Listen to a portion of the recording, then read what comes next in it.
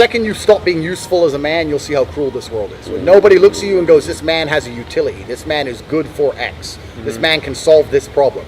The second you become a useless man, you'll see how cold and heartless this world is, because nobody gives a solitary fuck about men who can't fix problems. It's true. That's why we exist. So unconditional love does not exist for men. It never has been, it never will.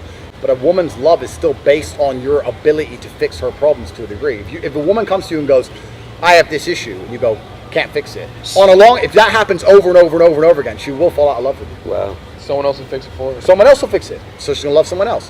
Whereas, I'll be honest, in my relationships, I don't go to women to solve my problems. I go to them to be happy.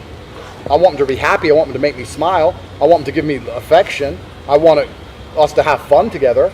I may want children, yeah, but I don't go, oh shit, I have this big fucking problem at work, and hey, can you help me? Never.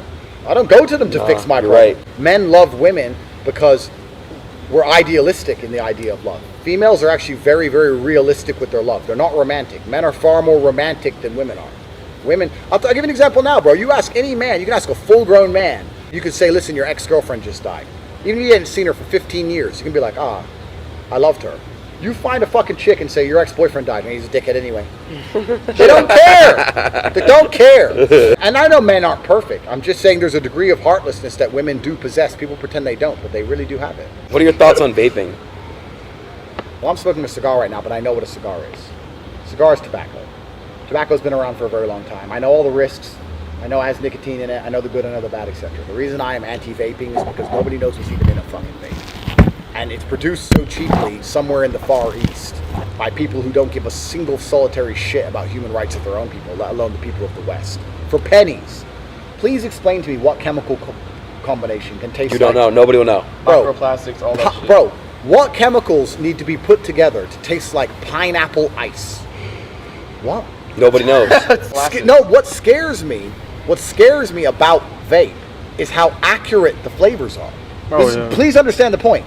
When it says pineapple ice and you taste it, you're like, wow, it does taste like pineapple ice. Or like blueberry mango smoothie. Yeah, or fucking cherry bomb. And you taste it and you're like, it tastes exactly like it's supposed to. Yeah. Wait, how the fuck do you make chemicals taste like cherry bomb? Wait, this costs 79 cents from There's some something factory in there we don't know. fucking Indonesia. Yeah. This cannot, they have not considered how this damages my body to make it taste like this. So Andrew, I gave my friend $10,000 to stop smoking True story. for a month. 31 days goes by, 32nd day he smokes. Let me tell you something about helping people. You can't help anyone who doesn't want to help themselves. True. So this is another very key point. People try and come to me all the time and say, oh, I need help. No, they don't need help. People go, oh, I lack motivation. If you want to quit, you quit, right? Yeah. You can't help people who don't want to help themselves. People say this kind of shit all the time, like with motivation. Oh, I don't have motivation to go to the gym. If you don't have motivation to go and be strong, then stay weak and fuck off. Like, what do you want me to do? It's true. I really believe the universe is ultimately giving. I've never seen anybody or any experience in my life where somebody has dedicated their all and tried their very best for something and not had it. I've never seen somebody who eats right, trains twice a day like an animal, never misses a gym session, diet on point, does everything they're supposed to do, and not get stronger.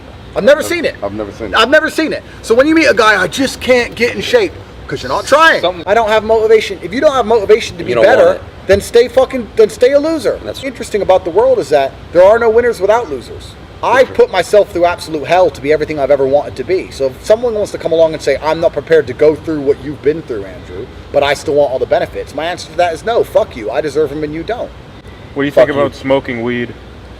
The reason I'm anti-weed... I don't understand it at all, Well, honestly. let me defend, because I used to smoke weed for 2 years straight, and I'm going to tell you what it did for me. When you smoke weed, it depends how you use it. You can use it as a tool. You can find motivation in it. You can find yourself in it. motivate? I'm going to explain to you. It's spiritual. You can use it as a spiritual tool, spiritual guidance. When you smoke weed and you're in your thoughts and you're thinking, you can find the best of yourself. You can find who you truly are. Do you know what the ultimate baseline for spirituality is as a man? What? Survival. I'll tell you a spiritual experience. Go have a fight with your security right here. Get the living fuck kicked out of you. And try your very, very best to actually survive. That will teach you more about yourself, about grit, about determination, about who you truly are, about your spirituality, than any fucking stupid plan. To do it when you don't feel like doing it. This is actually the bottom line of masculinity. The bottom line of masculinity, even not just in the gym, in nearly any realm of human endeavor. As a man, good men or capable men do things they don't feel like doing anyway. They just do them. And this, if you look at men, Do you think the men in Ukraine and Russia right now feel like dying in a fucking ditch? No. No. Do you think the men who train every single day feel like training every single day? No. No. Do you think the CEO who works his ass off 20 hours a day and doesn't see his children physically doing it? No. This is part of being a man. You have to just do what you don't feel like doing. The men who only do what they feel like doing aren't competitive. You're a woman. Women do what they feel like doing. Yeah, it's true. Am I a top G? Absolutely not. Nowhere near. But can I reach the top G status? I'm not going to sit here and insult you and say you couldn't ever be anything you wanted to be, Adin. But I will tell you that, of course, and you will self-admit you're not trying your very best. So being a top G is someone who tries the very best, and becoming the best version of himself. It's a cool nickname that's stuck, but I think that every man out here should be waking up, genuinely looking in the mirror and saying, how do I become the best version of myself? Yeah. I think that's the point of being alive as a man, is to become the best possible version of yourself.